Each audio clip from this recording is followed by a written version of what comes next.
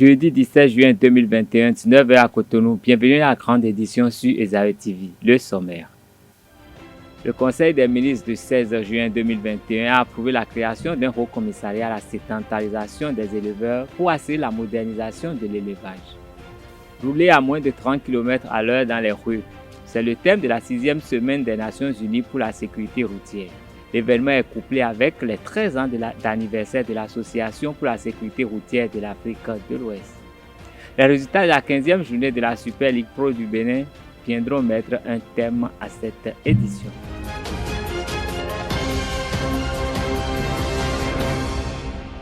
Mesdames et messieurs, bonsoir. Ouvrons cette édition par une brève. Rekiat Madougou est devant une commission d'instruction de la Cour de répression des infractions économiques et du terrorisme.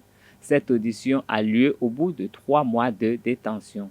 Elle sera écoutée au sujet de l'affaire qui l'a conduite en prison, selon les déclarations de l'avocat Maître Jacques Kodjo au micro de Friction Radio. Rappelons qu'elle a reçu la visite de ses avocats le 16 juin passé à la prison civile de Missirité. Le Conseil des ministres de ce 16 juin 2021 a approuvé la création d'un haut commissariat à la sédentarisation des éleveurs, placé sous l'autorité directe du président de la République. Une mesure prise pour accélérer la modernisation de l'élevage. Le Conseil a également approuvé la réalisation des travaux complémentaires à l'aéroport de Cotonou et la démolition des résidences universitaires Kiminisung et Hassan II sur le campus d'Abomey-Calavi. Les détails dans le compte rendu présenté par le porte-parole de la présidence Wilfried Léandre Humbedi. Les travaux du Conseil des ministres de ce jour, mercredi le 16 juin 2021, conduits par le président de la République, M. Patrice Talon, ont débouché sur les décisions ci-après. Au titre des mesures normatives, la création à la présidence de la République d'un haut commissariat à la sédentarisation des éleveurs.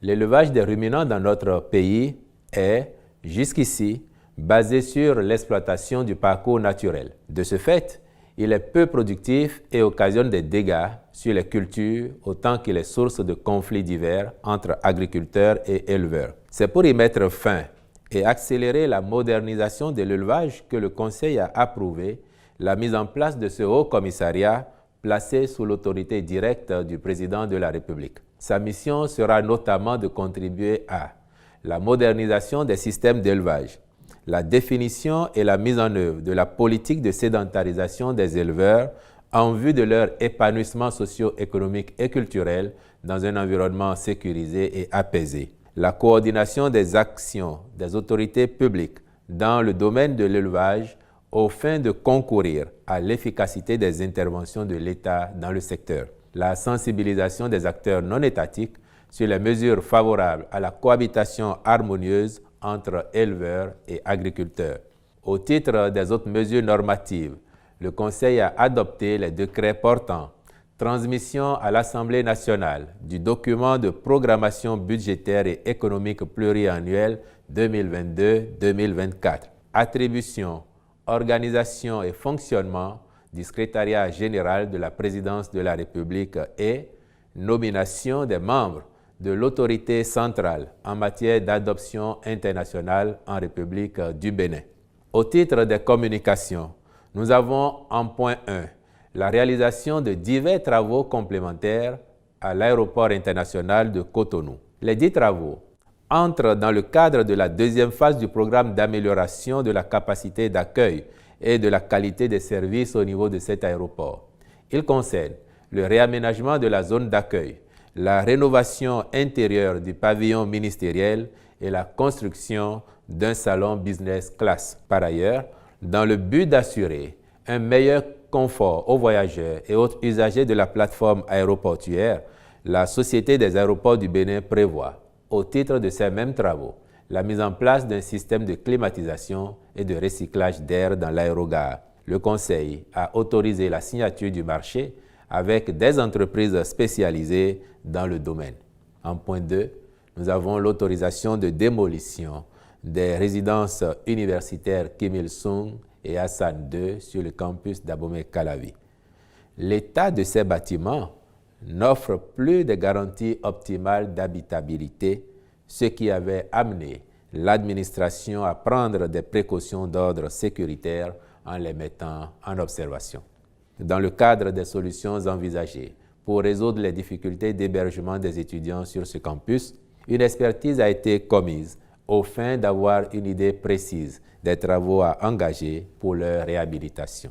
Au terme des conclusions du cabinet d'ingénieurs conseil mandaté à cet effet, il ressort que de sérieuses dégradations sont constatées sur le bâtiment dit Kim Il-sung, au regard desquelles le rapport d'expertise recommande sa démolition et la construction d'un autre immeuble, cette solution étant par ailleurs moins onéreuse qu'une réfection de l'existant.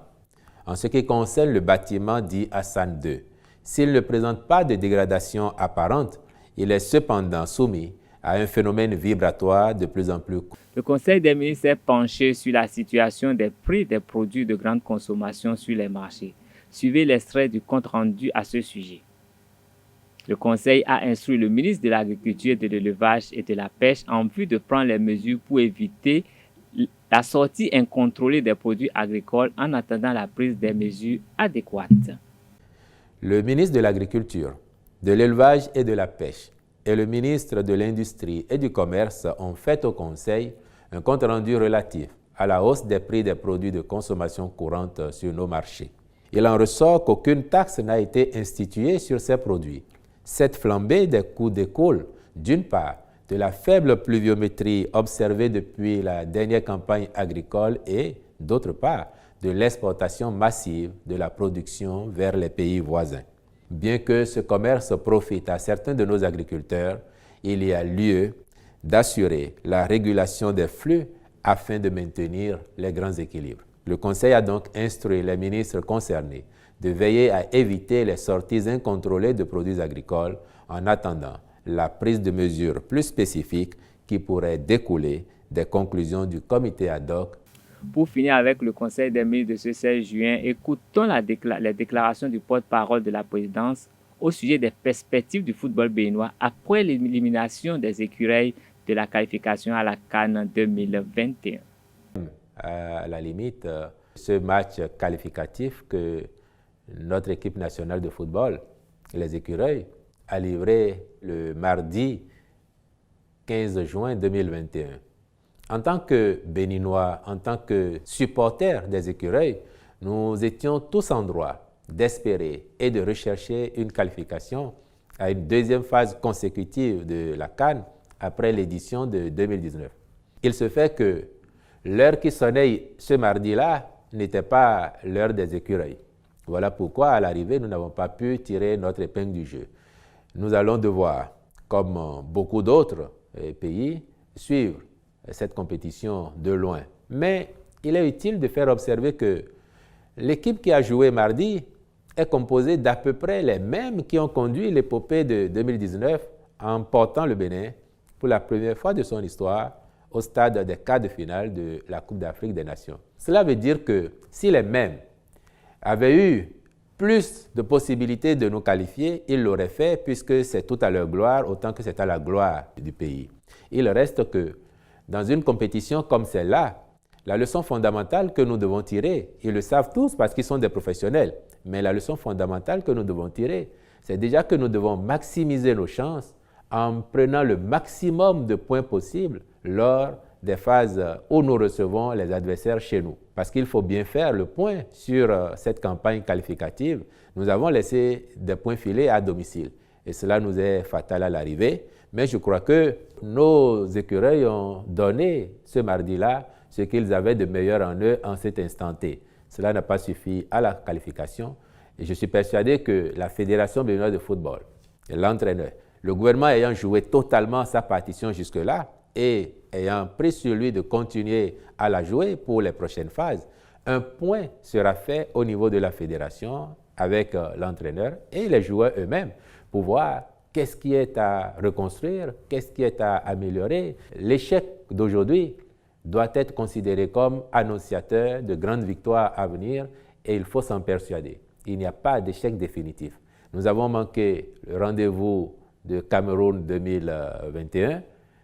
Sur un autre plan, Handicap International a commémoré les 13 ans d'anniversaire de l'Association de la sécurité routière de l'Afrique de l'Ouest et la 6e édition de la Journée de la sécurité routière ce 16 juin. L'événement a eu pour cas l'amphithéâtre Idriss Déby du campus d'Abomey-Calavi. projection de films, commentaires, sensibilisation, jeux et distribution de cadeaux étaient au menu de cet après-midi d'échange pour un changement de comportement sur nos routes en vue de diminuer le taux d'accidents sur la route au Bénin. Suivons le récit de la rédaction. Vous êtes des piétons parce que vous ne conduisez pas. Lorsque nous considérons les piétons également qui sont en vert, nous voyons que les deux tranches dont nous avons parlé tout à l'heure, 11 ans à 20 ans et 21 ans à 30 ans, c'est pour dire quoi? C'est pour dire que vous êtes en plein dedans.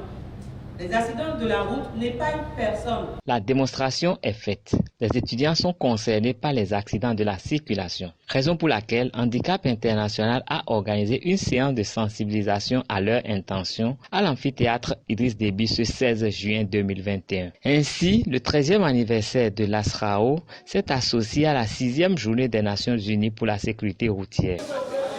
Oui, l'activité de ce matin ici sur le campus d'Aboum et Calavi, précisément dans l'amphi Idriss Déby, a pour objet de sensibiliser les étudiants dans le cadre de la commémoration de deux grandes manifestations.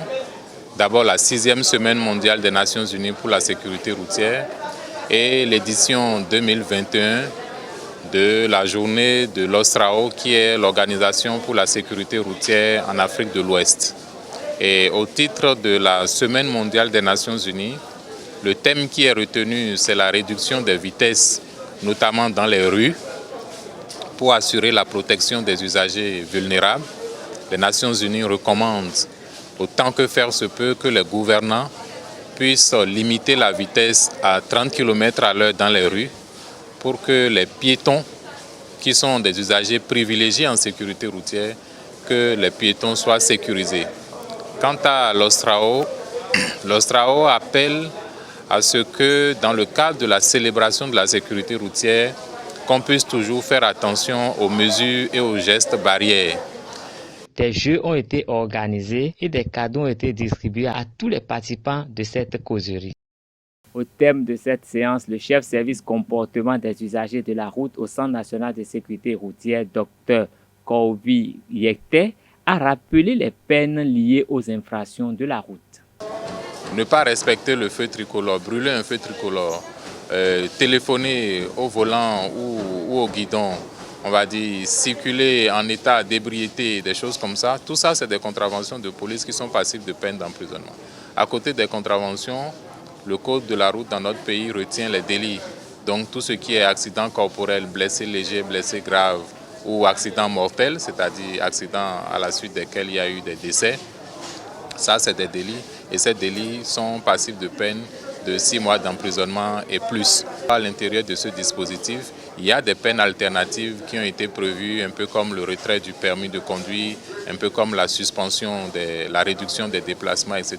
Mais les étudiants qui sont des cadres à qui nous parlons, ils doivent connaître le contenu textuel de la législation par rapport à la circulation routière dans notre pays. Ils doivent le connaître, c'est pourquoi j'insiste là-dessus. C'est vrai que nous avons également abordé les aspects de comportement. Et sur les comportements, on a insisté sur la vitesse parce que nous sommes globalement tous pressés, mais pas forcément pour la bonne cause. Nous sommes pressés essentiellement parce qu'à l'origine, nous avons une très mauvaise gestion de notre temps, une mauvaise gestion de notre temps. Et donc, on est dans l'élan de rattrapage du temps perdu. Or, ce temps perdu, on aurait pu le gagner en ayant un calendrier beaucoup plus organisé. Donc, nous avons insisté sur ces aspects-là. Nous avons insisté sur les effets de la vitesse sur le conducteur, notamment la réduction du champ visuel et également la vision en tunnel qui ne permet plus au conducteur d'apprécier, de bien contrôler les espaces latéraux. Or, le danger, il proviendra de la latéralité et rarement de devant ou de derrière. Le danger provient de la latéralité. Donc, les effets de la vitesse seront essentiellement ça. On a parlé aussi des effets de la vitesse sur leurs moyens de déplacement. Parce que plus ils vont imprimer une vitesse élevée, trop élevée à leur engin, et ils vont consommer du carburant pour rien du tout. Ils auraient pu adopter une vitesse modérée et asseoir une conduite économique. Plus ils vont augmenter la vitesse, leur engin va polluer. Les émissions de CO seront encore plus élevées. Donc globalement, l'usager, il est perdant de bout en bout lorsqu'il applique la vitesse, parce qu'en cas d'accident, le choc sera grave. Même s'il n'y a pas d'accident, c'est qu'il paye de sa poche parce qu'il va consommer beaucoup plus de carburant.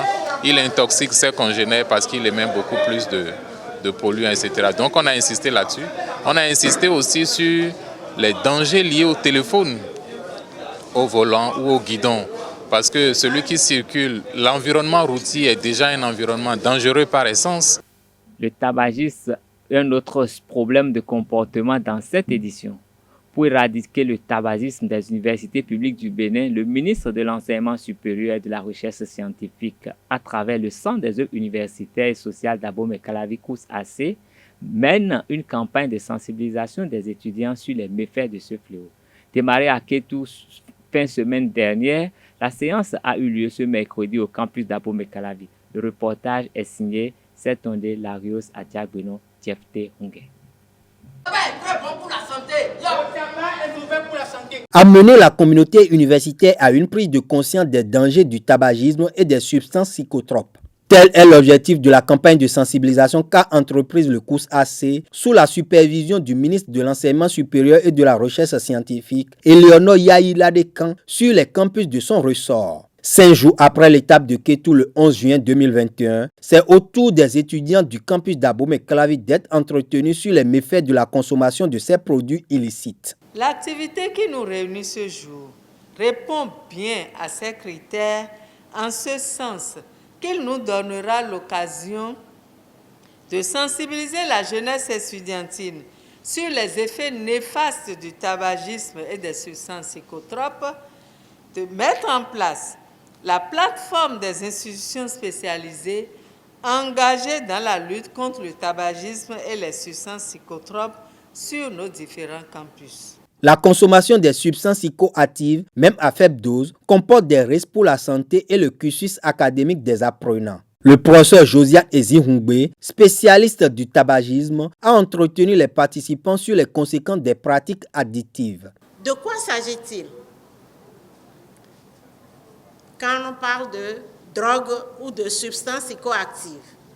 Ce sont des substances naturelles ou des substances semi-synthétiques ou des substances de synthèse qui vont modifier le fonctionnement de l'organisme, la structure et le fonctionnement du cerveau. Et puis, ça va modifier aussi nos émotions, les sensations que nous avons, les pensées et les comportements. On peut avoir aussi un ralentissement des facultés intellectuelles. Au regard des effets néfastes du tabagisme, le représentant de l'autorité ministérielle a exhorté les participants à être des ambassadeurs de la lutte contre ce fléau. Je voudrais qu'au sortir de cette activité, en sortant de cette salle, que chacun de nous soit un ambassadeur de cette cause désormais. J'avais envie de dire désormais sur nos campus, campus dit, campus zéro tabagisme sur nos campus. On peut y arriver. C'est une question de volonté, c'est une question de rigueur, de détermination. Je vous souhaite de passer un très bon séjour à l'université d'Abomey-Calavi, de poursuivre vos études dans les conditions les meilleures pour de bons rendements universitaires. Le représentant des responsables des organisations estudiantines va abonder dans le même sens que le directeur de cabinet du ministère de l'Enseignement supérieur. Je voudrais d'ores et déjà exhorter tous les participants à être désormais des ambassadeurs. À l'issue de cette sensibilisation, que ça ne se limite pas seulement dans cet amphithéâtre, mais qu'on aille au-delà de l'amphi, qu'on sensibilise notre environnement, qu'on sensibilise notre entourage, tous nos camarades qui sont adeptes ou initiés de cette pratique, même au-delà des 4 murs de l'université, il va falloir que cela ne se limite point ici. La prestation de l'ensemble artistique et culturel des étudiants EACE a ponctué cette séance de sensibilisation sur les méfaits du tabagisme et des substances psychotropes. Imaginons que tu fumes et que tu deviens bon politicien et que tu diriges très bien ton pays. Imaginons que tu fumes et que tu es président de la République et tu sors toujours de rail. Je vous invite à suivre à présent l'actualité en Algérie, en RDC et en France. En Algérie, les candidats indépendants sont arrivés en deuxième position des élections législatives anticipées du 12 juin. Ils ont gagné 118 sièges sur les 407 du Parlement. Mais ceux qui ont gagné roulent-ils pour le président Tebboune? La large participation des jeunes indépendants a été encouragée par le président Abdelmadjid Tebboune dans plusieurs de ses discours. La loi électorale a été amendée pour permettre aux moins de 40 ans de se représenter. L'État algérien a octroyé des aides financières aux jeunes indépendants pour les encourager à franchir le pas. Nombre d'entre eux, lors de leur discours avant les élections, affirmaient leur soutien au programme de l'Algérie nouvelle promu par le chef de l'État. Plusieurs observateurs dénoncent finalement des élections fermées. Les législatives se sont déroulées sous la répression. Le boycott largement suivi, ce qui a conduit à un record d'abstention dans l'histoire de l'Algérie. Au Congo, pendant que le président Félix Tshisekedi poursuit sa tournée dans l'est du pays pour évaluer les résultats de l'état de siège et des opérations de l'armée, le groupe d'experts des Nations Unies a publié le 16 juin son rapport. Rappelons qu'après 10 ans d'exil, le président ivoirien Laurent Gbagbo rentre aujourd'hui à Abidjan. Pendant que l'avion qui ramène Laurent Gbagbo à Abidjan survole le paysage ivoirien, des échauffourées ont éclaté dans quelques quartiers de la capitale ivoirienne. Du tonus pour une bonne santé après toutes ces actualités stressantes. Parlons de la Super League Pro, le championnat de football du Bénin.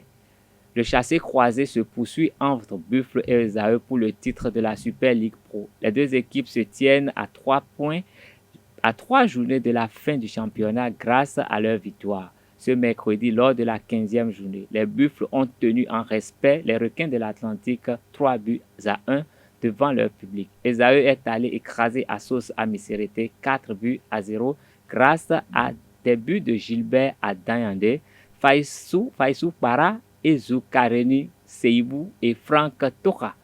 Battu à domicile lors de la précédente journée, Esaü répondit au grand soulagement de son entraîneur Mathias Degueno. Suivons ses impressions à la fin du match et celles de son homologue Akoes Amidou au micro de Anaël Dou et de Emmanuel Akokou.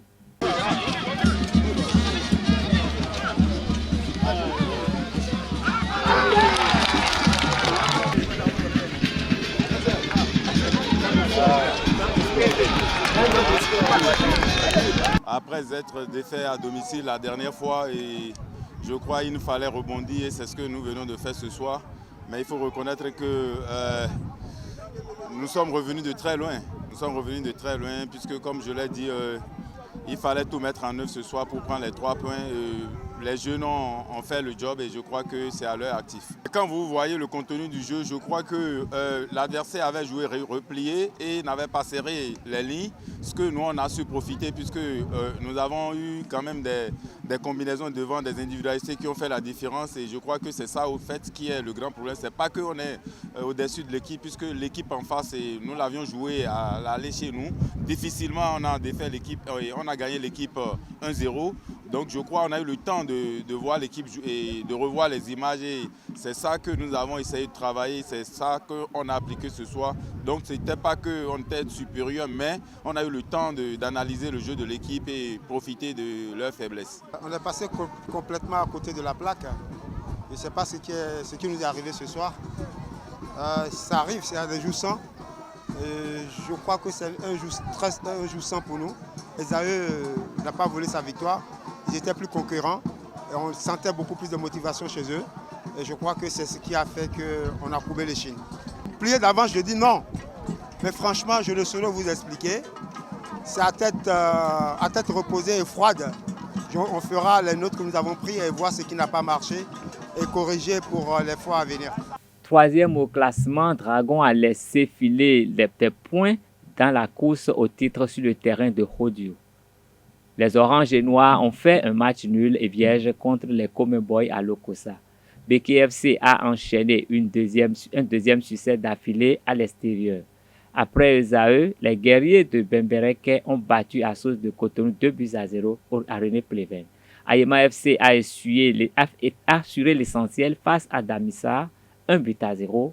En clôture de ce 15e acte, Éternel FC a courbé les chines face à Dynamo de Parakou cet après-midi au Stade René Pleven de Cotonou. Ce sera tout pour cette édition.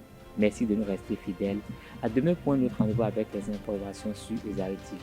Bonsoir.